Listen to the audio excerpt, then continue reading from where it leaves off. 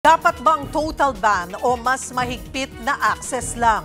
Yan pa rin ang pinag-uusapan ng mga mambabatas at mga ahensya ng pamahalaan sa hearing sa Kamara tungkol sa online gambling.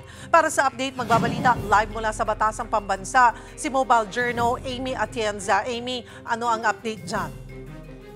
Cheryl, nagkakaroon pa nga rin ng diskusyon dito sa House of Representatives patungkol sa kung magkakaroon nga ba ng total ban sa online gambling o stricter regulations lang.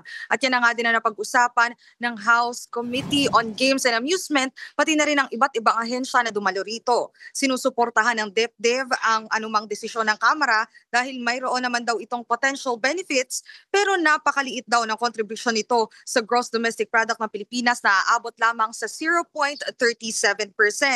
Naging focus din ng NBI ngayon ang pagkitil sa adverse effects ng online gambling, kabilang na nga dyan yung sa mga financial problems, pati na rin mental health problems ng mga naglalaro nito, lalo-lalo na sa mga kabataan, regardless nga daw ba kung total ban o strict regulation ang magiging hataw ng House of Representatives patungkol dyan. Timely nga rin daw ang issue na ito para sa kanila, lalo na at marami ng kabataan ang nadadawit sa ganitong mga gawain.